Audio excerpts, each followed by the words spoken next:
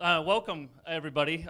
Very excited to have everybody here. Wanted to start off and thank Atlantic Technology Village for sponsoring and hosting us here, and all our volunteers for pulling this event together today.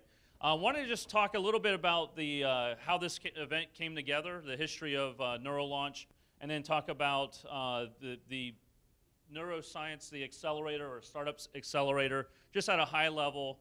What we were trying to do and what we've been doing with this neuroscience space, and then just talk a little bit about the future of neuroscience and where that's going as a platform. So at a high level, just the history of why are we focused on neuroscience. I think as I've talked to a lot of people that have an interest in this area, it's one of those things that I think for myself, I've always been driven by working on interesting problems, whether it's security, how do you hack into the bank and add some zeros to your bank account, to video games and virtual reality, because ultimately I think that's going to be something huge that ties straight into the brain, which is fool your brain into alternate realities. And you're starting to see with Oculus Rift and Microsoft just announced HoloLens, you're going to see a lot of that. And then obviously the third area of a really interesting problem is, we all have a brain. There's over 7 billion brains on the planet. How do they work? And nobody really knows how they work. And to me, that's a really interesting problem. And it ties in ultimately with the other areas of interest, and that's the whole digital brains and how does the human brain work? Ultimately, how does AI or artificial intelligence and machine learning, all that come together? And so as I went around talking to people about neuroscience and machine learning, I ran into Jim and Anish at Georgia Tech, and they were working on a really interesting problem, which was, no one had gone around Georgia Tech's campus. There's all this research and faculty and researchers and professors, and they actually had mapped out and connected basically all the neuroscience activities that were going on campus. And we were chatting about that, and they had put together this whole booklet of how to connect everybody together. And we started having a conversation about how do we connect not just the neuroscience that's happening at Georgia Tech, but how do we connect it globally? And so we started having that conversation of what's the best way to do that.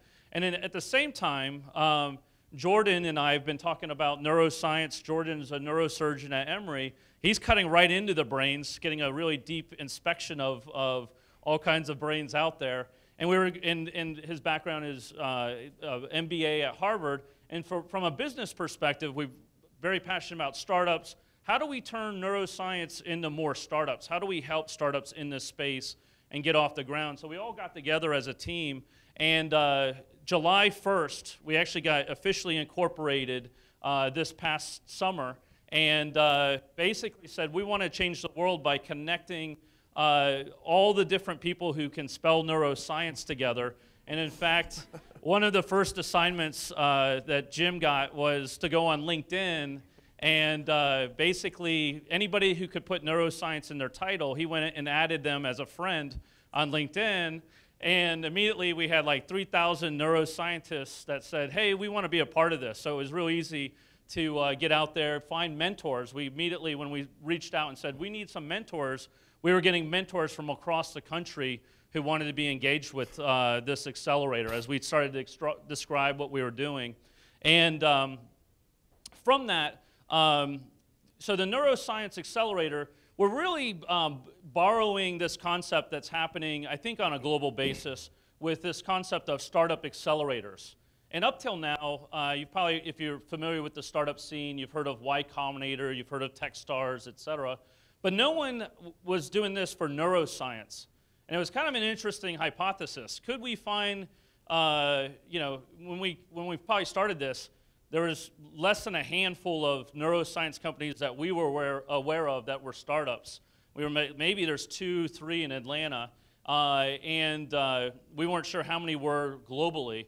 So it's kind of a big experiment to go out there, and fortunately we had a pretty good LinkedIn list. We scoured the internet and tweeted and Facebooked and everything else to try and find anybody who could spell neuroscience startup. And we actually were able to get over 60 startup applicants.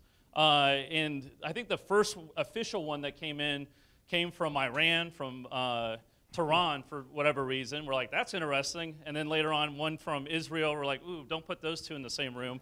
But basically, we had, but the good news is we had startups from like Kiev, from Barcelona, from the Northeast, from the West Coast, all over the country, and had over 60 startups that applied. And we were able to whittle it down or filter it down to what we thought were the top, most highest quality startups that you'll be hearing from later today.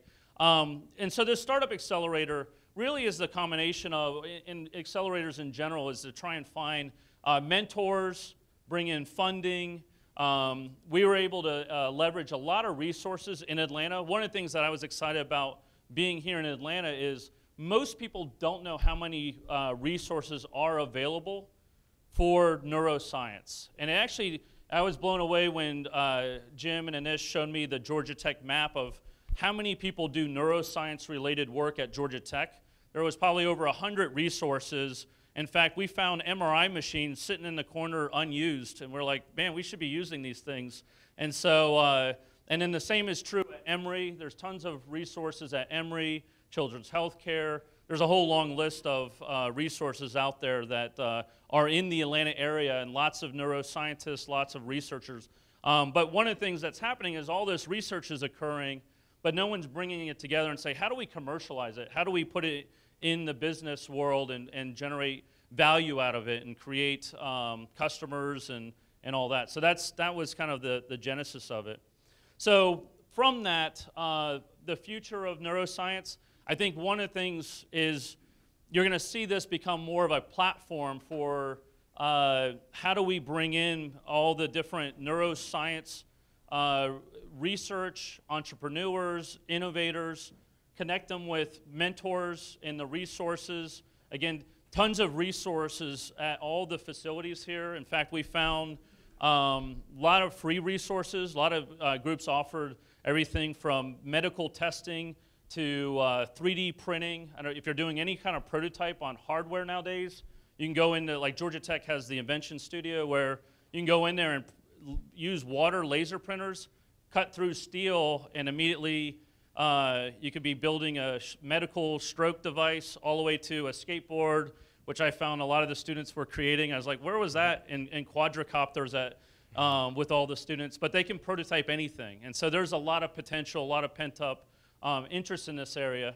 So I think that how do you harness that? And that's where I think this future of neuroscience, tapping that together into a platform. And I think you're going to, rather than me tell you all the different cool stuff, we're going to spend today going through lots of groundbreaking technology research that's being commercialized. We found over 26 companies around the world, and we'll go through that in more detail about what are they doing, what's the kind of groundbreaking research. And I think over the next 5-10 years, the brain really has been this big black box that nobody's decoded. And as a security background, cryptographer, getting in there, we really want to crack what is the brain and how do you use it and how do you maximize it. And you're going to see a lot of companies that are taking different parts of that problem and solving those parts today. So thank you for your time, and look forward to spending this afternoon with everybody here. Thank you, guys.